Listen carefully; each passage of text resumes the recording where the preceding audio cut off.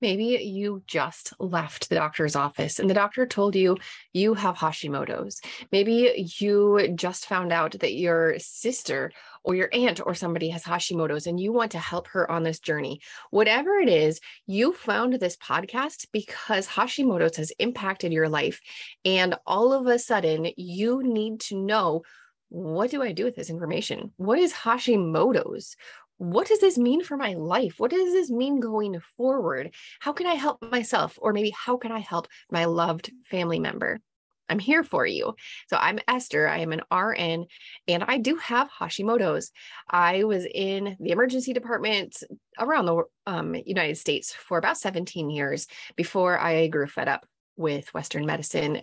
Just the fact that they slap short-term Band-Aids on chronic things, they never really help people get better. They never address the root of things. I went back to school for holistic health and I started my own practice, nurse coaching. So coaching people as a nurse, not coaching nurses. But I got to tell you, the one thing that confused me in my 4 years of college and in my 2 years of going back to school for holistic nurse education, it was always the thyroid. I did not understand it.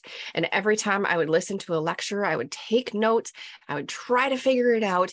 And every single time I got this glimmer of hope, I got it. No, I don't.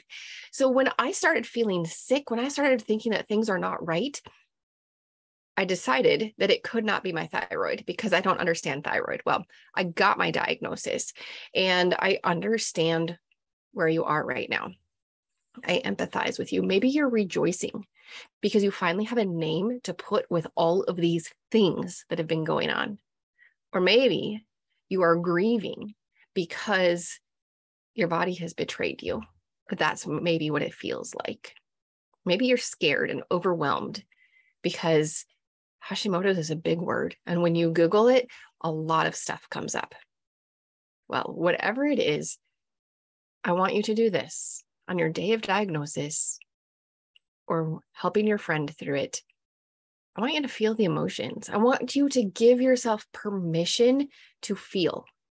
So often, especially in our culture, we move on from feeling to doing. Okay, I've got this, now what? Right? Does that sound familiar?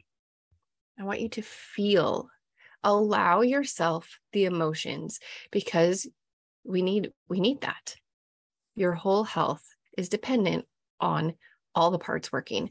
So if you stifle some of it, well, then you're not going to be wholly healthy. All right. So you're going to feel feel your feelings. That's the first thing. And then I want you to stop the overwhelm. That's one of the biggest things you can do today. Now, I'm going to go through a little bit of your labs today. We're going to cover that in detail on the next episode. But I know that overwhelm is huge. So the biggest thing I want you to do, other than feeling your emotions, is to just breathe. When you are overwhelmed, you're stressed. And when your body is stressed, it lowers your immune function. In fact, in Hashimoto's, one of the biggest factors, the root cause factors of developing Hashimoto's is increased stress or chronic stress. So I want you to lower your stress. Now, you've been seeking a diagnosis. There's been stuff going on. Now that you have a name for it, that doesn't change everything.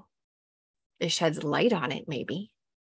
But it doesn't change who you are. It doesn't change what's been going on in your body. And yes, it does change your path forward, but it doesn't need to change today, right now. It's not like an emergency, like your house is on fire, you have to get out of your house, right? That's something that it requires immediate change. You have a diagnosis. You have a direction now, but you don't have to dive in head first right this moment. Take some time to breathe.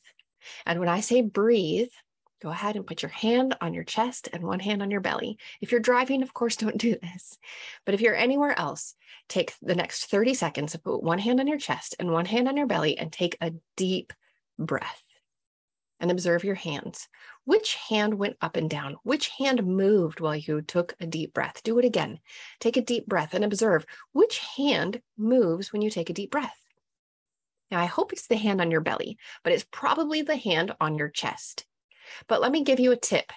When you breathe with your chest, when you breathe with the tiny little muscles in between your ribs, when you breathe with your shoulders, all of those are sending signals to every single cell in your body that you're under stress. And that's what we're trying to lower. We don't want stress. When you breathe with your diaphragm or with your belly, you're actually massaging a huge nerve that runs right through your diaphragm. That's your breathing muscle. It's called the vagus nerve. And when you massage that muscle, it tells every single cell in your body, let's switch over to rest and digest mode. Let's get out of fight and flight. So now I want you to take a deep breath and focus on breathing with your belly. Now, when I started learning this, it was several years ago, and I couldn't do it.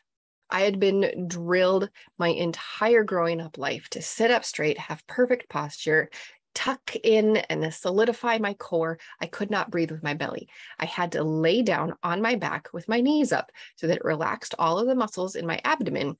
And then I could practice breathing with my diaphragm, or with my belly. Now I can do it sitting up. Now I can do it walking. The wonderful thing about breathing is you're doing it all the time. So if you learn to breathe and lower your stress with how you're breathing, you're going to do your whole health a favor. Body, mind, spirit, diet, environment, they're all connected.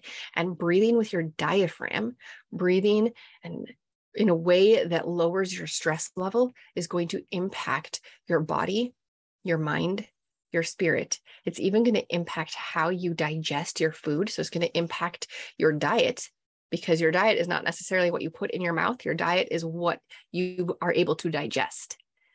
And it changes how you see the environment. It changes your stress in the environment. So taking a deep breath with your diaphragm is going to impact everything. And that is the number one thing I want you to take away from this episode. Yes, you're going to feel your feelings, but you're going to breathe.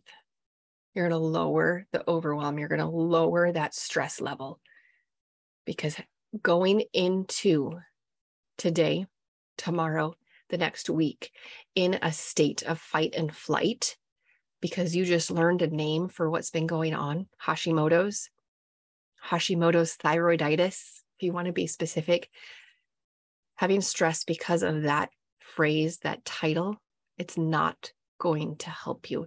In fact, it's going to hurt you. So along with that, I want you to picture a little girl, preschooler girl. She's working on arts and crafts.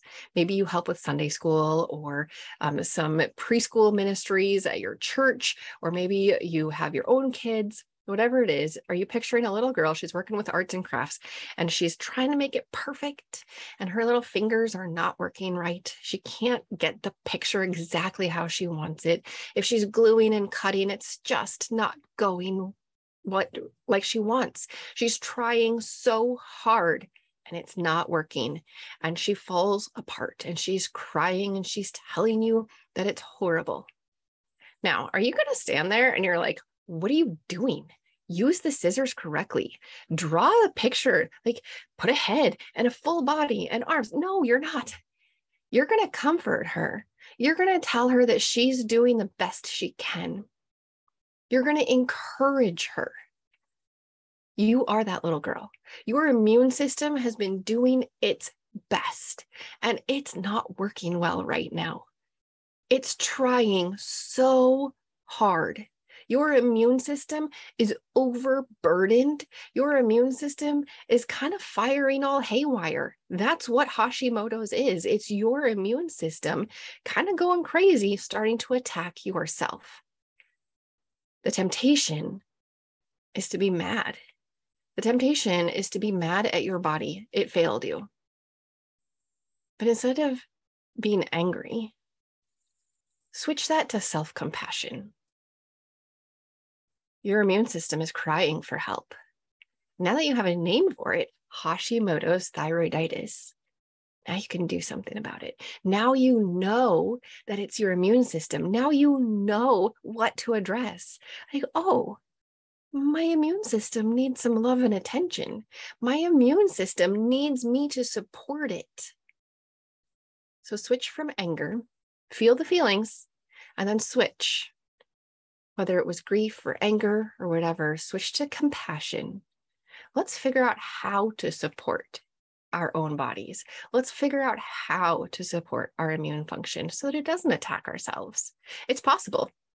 And we're going to do it step by step because I don't want you overwhelmed. That is why I created the Abundant Energy for the Weary Mom program. It takes 6 months because every 2 weeks we tackle a different micro habit. It takes a while to build these habits, and I'm not going to give them to you all at once because it's not going to work. Simple and sustainable is what works.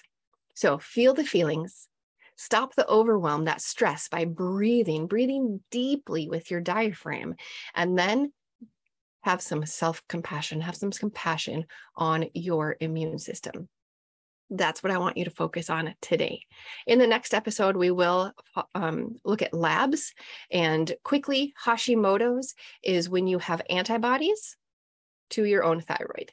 So your immune system is attacking your thyroid. That's Hashimoto's in a nutshell. Your thyroid produces thyroid, and that impacts every single cell in your body. It's like the spark plug that lets each cell work.